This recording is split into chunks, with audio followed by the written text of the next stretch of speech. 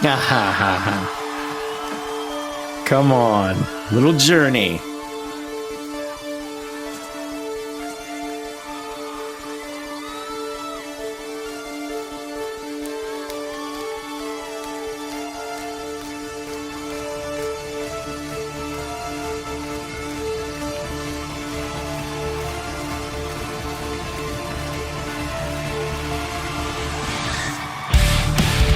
Oh, what the?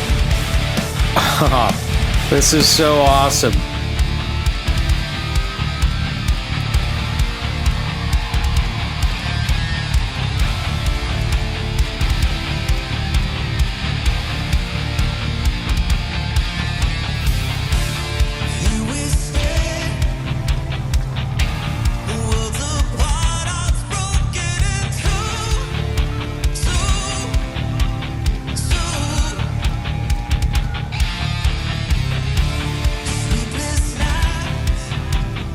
Great.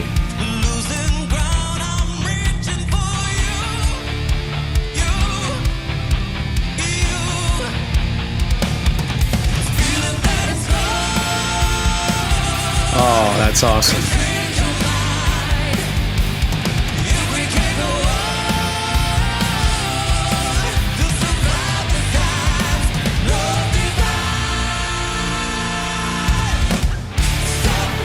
Oh, man, this is so cool.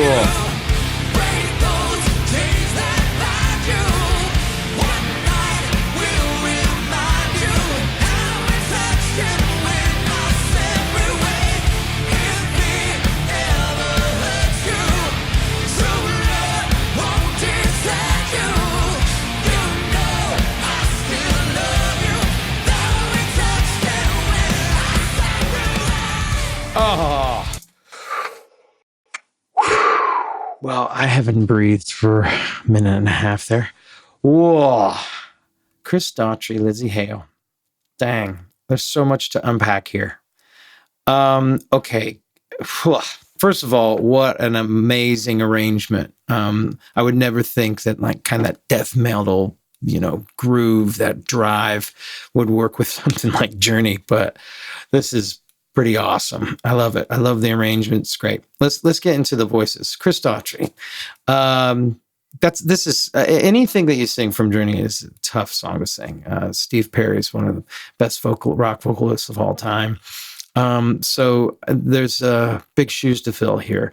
When Chris is singing, one of the things to take away from this is as you go higher in your voice, you can hear how he starts out with almost like a round tone when he first starts at the bottom.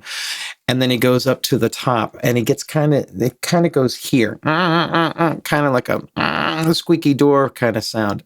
That is when you're singing rock and roll and you're singing up in your upper register, that's pretty much the only way to get up there. Unless, of course, you're going to go head voice, which you don't want to do in a song like this. So there's that. Lzzy Hale. Awesome. It's such a cool vocal that she's singing. It's a cool vocal part. But then, do you notice at the end, we're going to go back and listen to it again. So cool. Do you notice at the end, she gives that kind of that death, sound. It was really cool. Listen to that again. Here we go.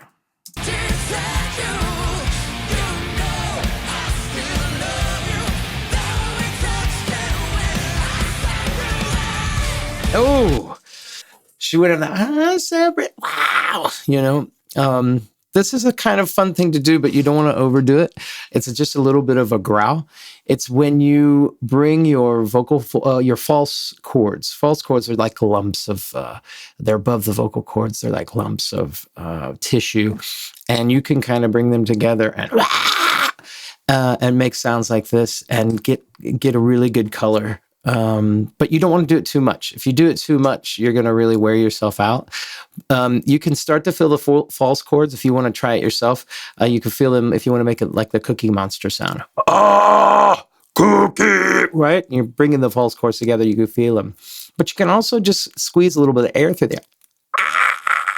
And you can get that kind of growl. So like she's doing there. Really cool stuff. I can't wait to see what's happening next.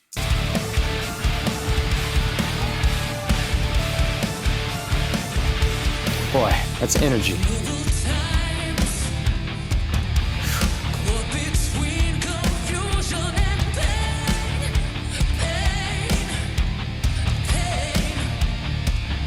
Okay, this is cool. Listen to the upper register when she gets up there.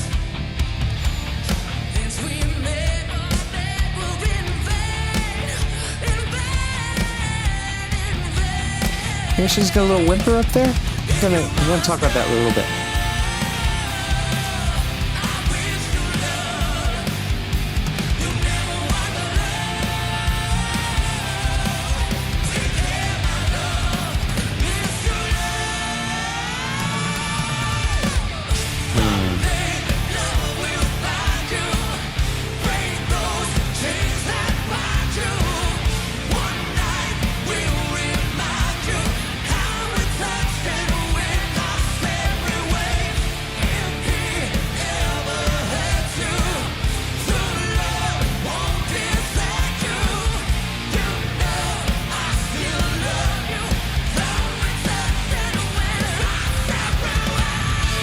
She did it again.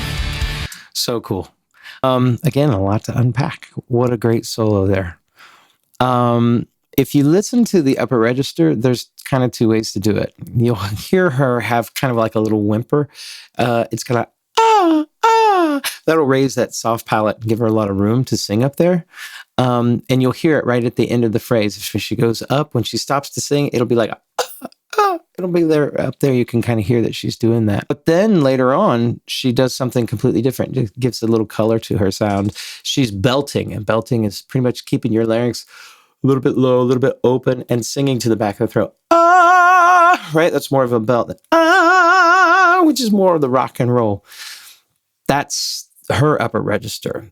But another thing that both of them are doing, and this is massive, they're making more space in the back of their mouth when they go up to their upper notes. And you can see it. I always call it the reverse mouth, right? The reverse mouth opens this way, right? So many people say, oh, more space. And then I should over-engage the jaw. It causes a lot of tension. What you really want is to create space in the back of the throat, lifting the soft palate, getting the tongue to a lower position and opening up that way. That's going to help you get up to your upper register.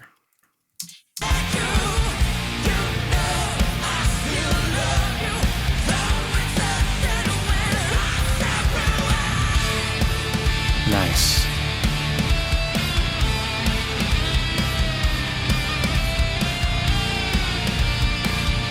Band's on point, man. It's a great band.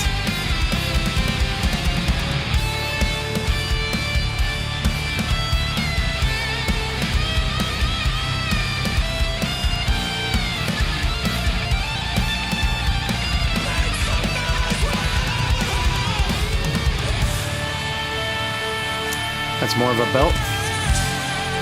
On the back of the throat. Oh.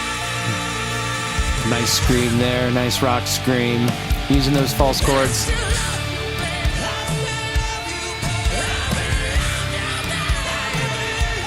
Can you hear that? Oh, it's so cool.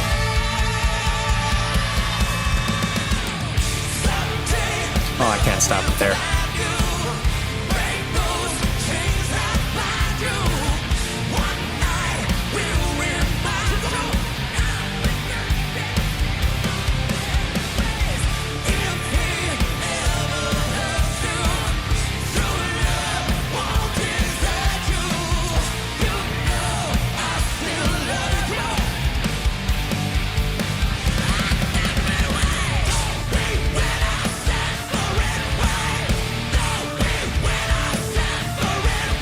Dang.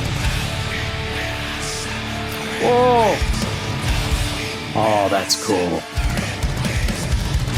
Oh.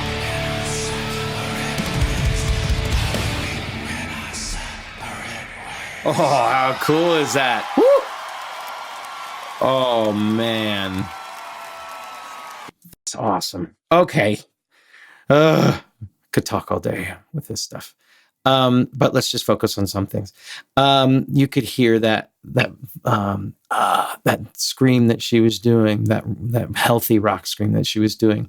If you try this yourself, make sure that you don't have too much tension when you do it. It's just a light touching. You're singing up there in your rock voice, and it's just a light touching of the false chords in that airstream. If I you can just add a little bit. My voice is sucking today, but anyway, you could just add a little bit. So many things to talk about. The two of their voices is really cool. I don't know why this works in music, and it has through much of music history. But when you have two voices that are not similar at all, I can't think of any duets like now. I'm thinking Ella Fitzgerald and Louis B. Armstrong, right? Two completely different voices. Louis Prima, Keely Smith, so many different ones out there. Ozzy Osbourne, Lita Ford. I don't know why it works, but when you have two different sounding voices, it just does. I don't know. It's like fire and ice. It's like velvet. It really works in music, and it's obviously worked here. Lzzy Hale's got more of a clear sound, and Chris Daughtry has always had that gruff sound, but you can even hear it, even when they harmonize. Usually when you're doing a harmony and a melody, you want the voices to sound similar. Not in this case, and it works. I don't know why it works, but again, there's so many examples in music. And right there at the end, man, that was so cool. I love that little just whisper it out, I just love that. I've never, ever seen that done at the end of a performance. And it still kept that energy. It still kept it going. It was really cool. Guys, I really like this. I hope you like it. This is really a good one to react to. These people are awesome. Look forward to seeing you next week. Bye-bye.